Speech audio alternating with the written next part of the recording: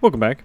In this video I'm going to be going over a system that I made for the 6th remake of Knockback Madness, or I guess technically the 5th. It's the 5th remake, the 6th creation of this. I've gone through and remade this map so many times that it's a disaster. But we're not talking about the history of this map, we're going to be talking about a feature that I'm adding to the newer version, which is the scattering arrows option. And since this is Knockback Madness, I do have to have arrows that knock players back. Now, there is a technical issue with that, in which you can't summon punch arrows, and these arrows do have punch. And since they need to have punch, and you can't summon arrows with punch, I had to come up with an interesting solution. So, in this option, you either shoot 4 arrows with a random velocity, or you shoot 8 if you charge fully. So either 4 or 8 arrows are summoned when you shoot charged, or when you shoot your splintering arrows, I think. I call them scattering arrows. Internally they're called explosive arrows, but that's a different story. So let's actually just sort of take a look at how this is done. I'm not going to be showing any code in this video, mostly for the sake of keeping this moderately short. I mostly sort of want to talk about what I have to do to make this work. So to actually do this, I'm going to disable the lobby functionality real quick. And now that that's disabled, I can TP myself. Let me actually go into creative mode, and then I can TP myself to some force-loaded chunks way out here, and you can see something. Now, what's going on here is I have 16 skeletons with punch bows that all are within a circle of this iron golem. Now, this iron golem here, they're not shooting at him because he is invulnerable, and skeletons ignore invulnerable iron golems for some reason. They actually ignore any invulnerable entity, and I think that is the case for basically all entities will ignore an invulnerable entity. It's probably something to do with players in creative mode and something, I don't know.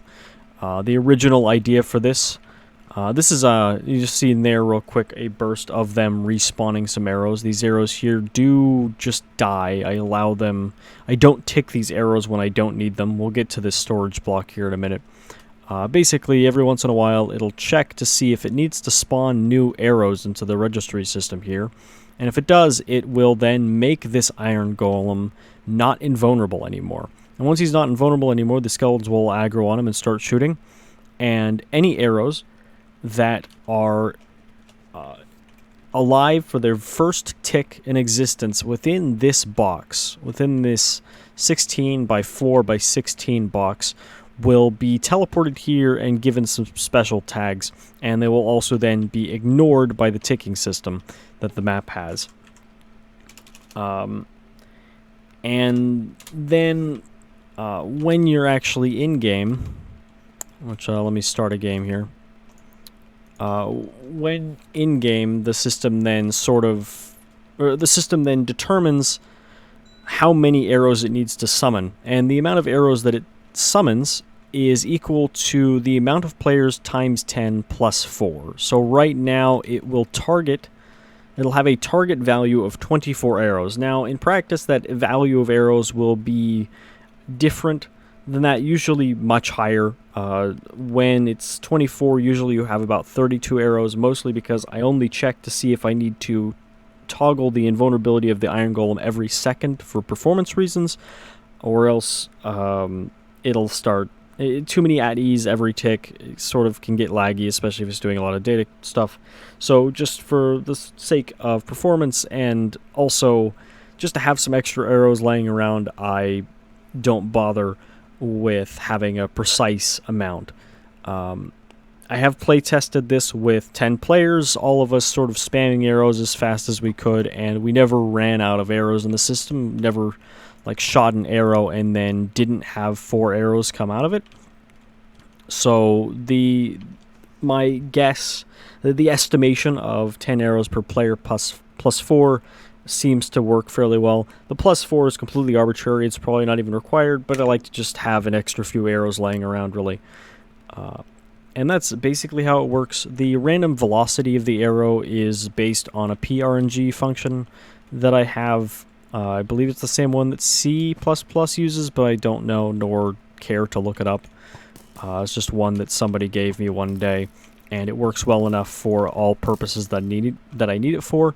How I add the random velocity to the arrow is I take a parent arrow, which is the arrow that you shoot, and I store its motion onto a scoreboard, and then I multiply that motion by 4, and then I execute something on each arrow that runs an RNG call 3 times, once for X, Y, and Z, and then whenever, and then after that, I add that value to the parent arrow's velocity times 4, and then divide that by 5, and that is the new velocity. So I basically have a biased random noise, and that's why if you do a really light pull, the arrows go basically everywhere, but if you draw back a little bit more, they're more concentrated, and the longer you charge, the more centered they'll be.